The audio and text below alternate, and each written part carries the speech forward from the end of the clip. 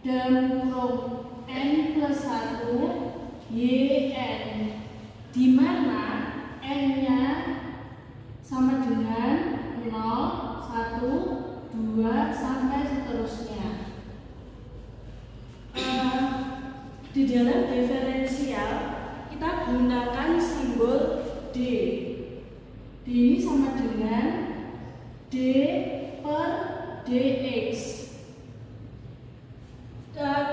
Apabila kita ingin mencari y aksen atau dy, berarti dy sama dengan dy per dx kuadrat menjadi y aksen. Apabila kita mencari y double aksen, maka d kuadrat y sama dengan d kuadrat y per dx kuadrat. Jadi d double aksen. Dari mana kita peroleh d kuadrat y? Dari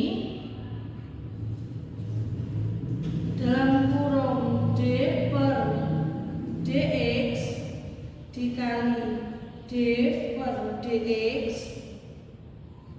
dikali yn sama dengan d per dx y kuadrat sama dengan d kuadrat y. Terus selanjutnya kita akan tuliskan operasi dari yang depan ini. Jadi kita dapat tuliskan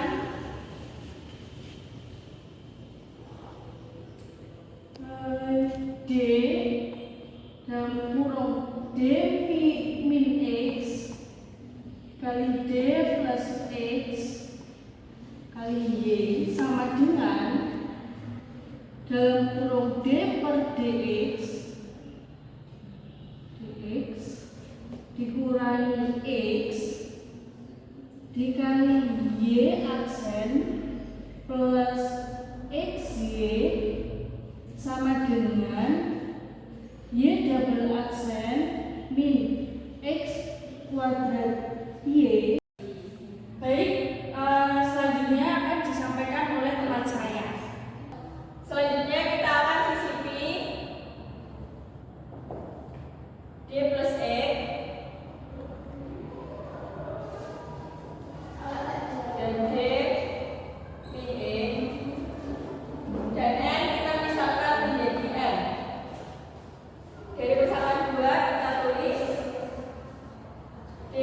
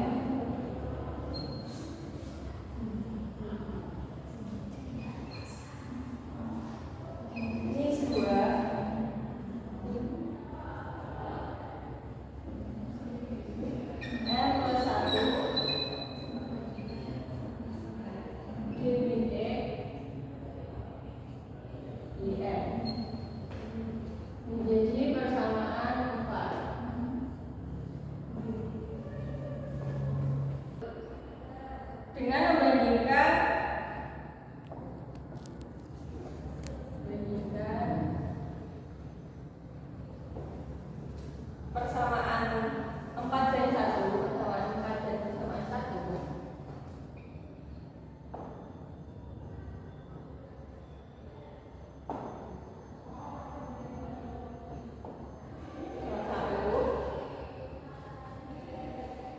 YN sama dengan D min E YM.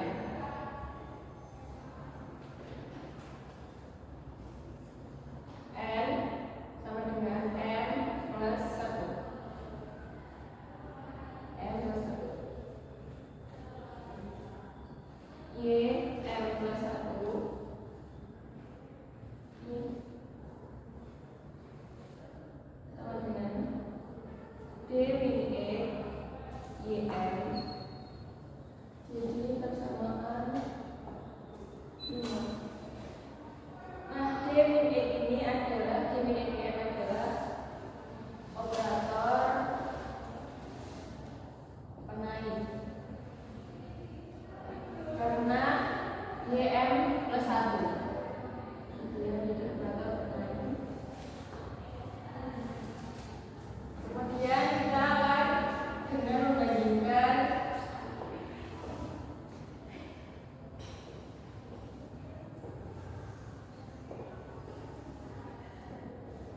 persamaan 3 dan persamaan 2, persamaan 3, persamaan 2. YN sama dengan D plus E YM. N sama dengan M min 1. YM min 1 sama dengan D plus E YM. D plus E YM adalah operator penurun karena YM min 1.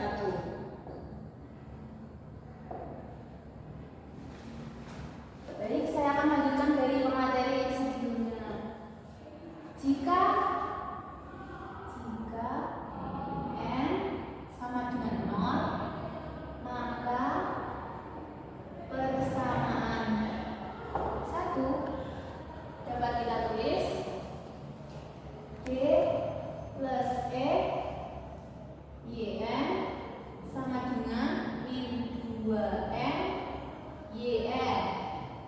Ini ditulis D plus E YN karena yang dimisalkan N sama dengan 0, jadi D min E-nya dibesar.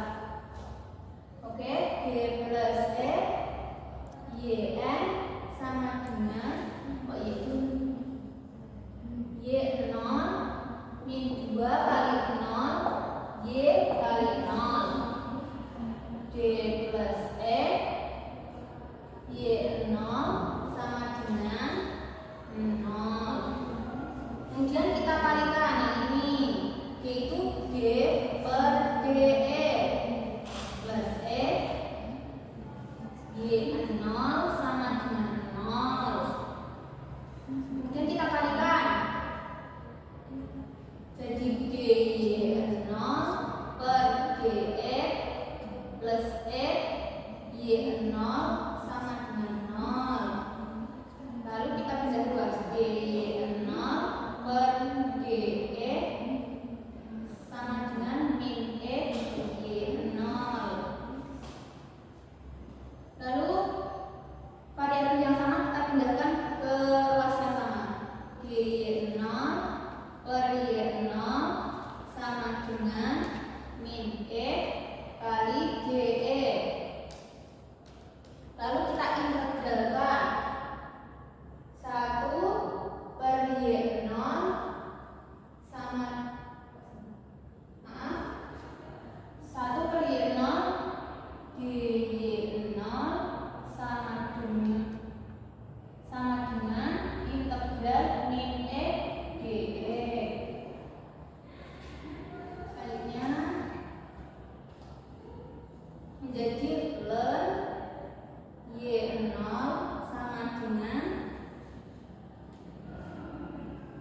min X kuadrat per 2. Y0 sama dengan E min pangkat min X kuadrat per 2. Selanjutnya dari persamaan 5 kita tulis persamaan 5 ini YN sama dengan D min X YN.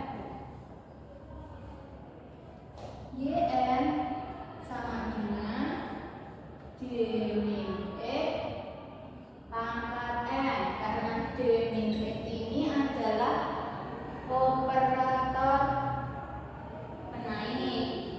Ini jadi dikasih pangkat N.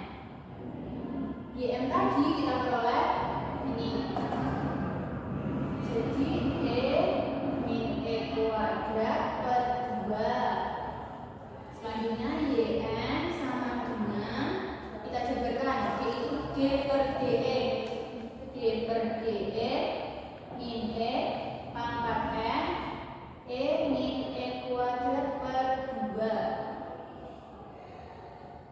YN sama dengan, kita kalikan sama ini, menjadi DN per DXN DXN ini pangkatnya karena diper jadi turun di sini E min X kuadrat per 2. Dari persamaan ini polinomial Hermite jika diorekan akan menjadi H L X sama dengan min 1 pangkat N eksponensial X pangkat 2 D pangkat N per D X pangkat N eksponensial X min 2. Kita akan mencari N0. N0. Di sini kita langsung masukkan N-nya ini diganti dengan 0. Jadi H0X sama dengan min 1, ini N diganti 0, eksponensial X pangkat 2 D0 per DX 0 eksponensial X min pangkat X min 2. Kemudian min 1 pangkat 0 sama dengan 1, D pangkat 0 per DX pangkat 0 ini sama dengan 0, jadi tidak usah ditulis, kita langsung tulis E eksponensial kali pangkat X pangkat 2 dikali eksponensial X pangkat min 2. Kemudian kita mencari perkalian eksponensial dengan A pangkat M ditambah dikali A pangkat N sama dengan A M tambah N. Di sini kita tulis eksponensial X pangkat 2 dikali eksponensial pangkat X min 2 sama dengan eksponensial 0. Eksponensial 0 sama dengan 1. Jadi bisa ditulis 1 dikali hasil eksponensial pangkat 0 sama dengan 1. Jadi H0X atau N0 sama dengan 1. Jadi sekarang kita akan mencari N1.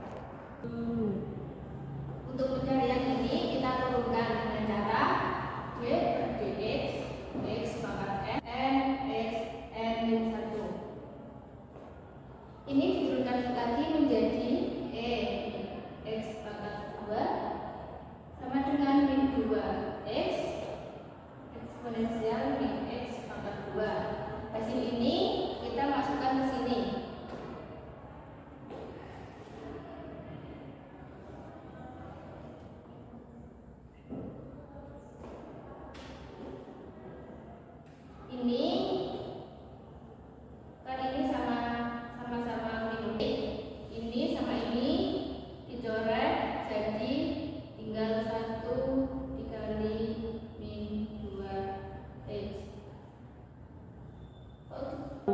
Baik, ini sama ini kita coret, jadi tinggal min 1 kali min 2x. Min 1 kali min 2x sama dengan 2x. Jadi N1 atau H1x sama dengan 2x. Sekarang kita mencari N2. Seperti tadi kita masukkan lagi H2x sama dengan min 1 maka 2 eksponensial x pangkat 2 d pangkat 2 per dx pangkat 2 eksponensial x pangkat 2. Kemudian min 1 pangkat 2 1 eksponensial x pangkat 2 turun. Kemudian kita turunkan yang ini 2 per dx pangkat 2 eksponensial x min 2 sama dengan d per dx d aksen per dx aksen eksponensial x pangkat min 2. Dari sini menjadi d per dx min 2x eksponensial x min 2 pangkat 2. Kemudian kita tulis hasilnya d per dx min 2x eksponensial pangkat x pangkat min 2. Kemudian dari sini kita mencari ini dengan permisalan, yaitu min 2x eksponensial min x pangkat 2 u dv ditambah u du. Kita cari dulu u sama dengan min 2x, kemudian du sama dengan min 2, kemudian v sama dengan eksponensial min x pangkat 2, dv sama dengan min 2x eksponensial pangkat min x pangkat 2. Langsung kita masukkan, jadi min 2x dikali min 2x eksponensial min x pangkat 2 ditambah u sama dengan v ya. Kemudian kita masukkan v nya eksponensial min x pangkat 2 dikali u sama dengan min 2. Jadi hasilnya sama dengan ini lagi ya, 4x pangkat 2 eksponensial min x pangkat 2 min 2 eksponensial min x pangkat 2. Dari sini kita masukkan ke sini.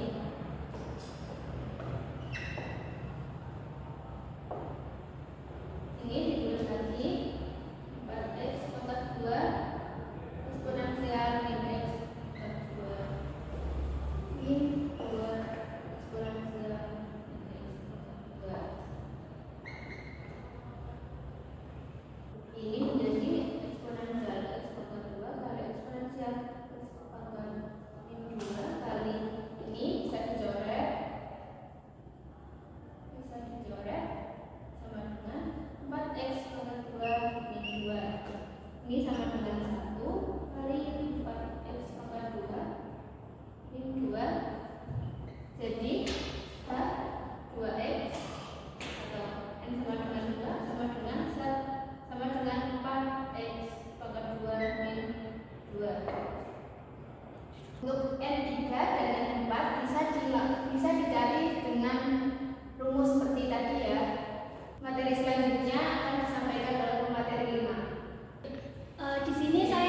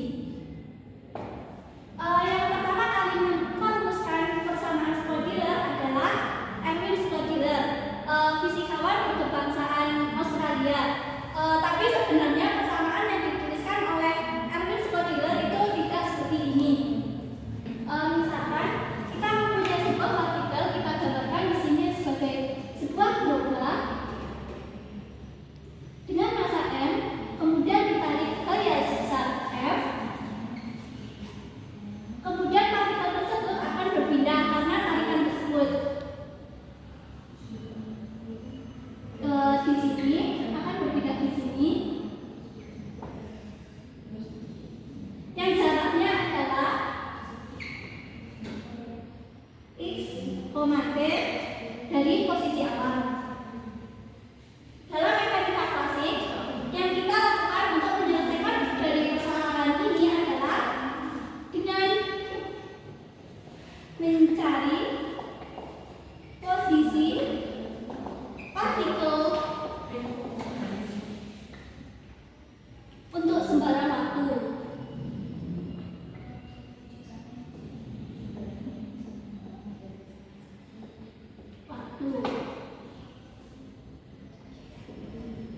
Dengan kata lain, X, T, atau mencari posisi dari waktu. Karena kalau kita sudah mendapatkan informasi, maka kita bisa menentukan besaran-besaran lain seperti V atau kecepatan dapat kita tuliskan dengan dV per dt. Kemudian kita juga bisa mencari energi kinetik dengan rumus T sama dengan setengah mv kuadrat. Selain itu, kita juga bisa mencari momentum dengan rumus P sama dengan m dx per dt. Dan mencari besaran-besaran lainnya.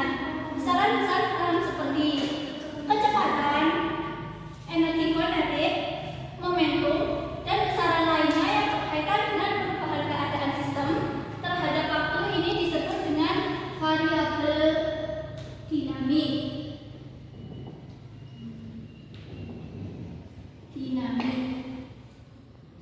Sementara itu, untuk mencari posisi waktu atau xt ini, kita bisa menggunakan hukum Newton kedua, yaitu rumusnya F sama dengan M dikali A. Kalau jika gaya yang bekerja pada sistem adalah gaya yang konservatif, maka gaya yang bekerja pada sistem tersebut dapat dituliskan dengan F sama dengan min parsial V per parsial T. Kemudian kalau kita sudah mengetahui bentuk ini dan syarat pada sistem seperti misalnya X sama dalam kurung T sama dengan 0, V sama dengan T sama dengan 0, kemudian kita substitusikan informasi ini ke dalam persamaan hukum Newton dua ini. Kemudian kita bisa langsung menyelesaikan persamaan tersebut dengan menerapkan kalkulus. Selanjutnya yaitu kita beralih ke sudut pandang mekanika kuantum. Kalau kita ingin melihat kasus yang sama, di mana kasus yang sama adalah dengan mencari fungsi gelombang dari fungsi partikel untuk sembarang posisi X dan sembarang waktu atau T. Fungsi gelombang disebutkan dengan dengan fungsi X T, di mana C merupakan fungsi dari gelombang, fungsi dari posisi dan waktu. Kemudian fungsi ini kita kembalikan lagi pada persamaan awal yang ini, sehingga menjadi I di sini merupakan inersia bernilai -1 dan Hubble di sini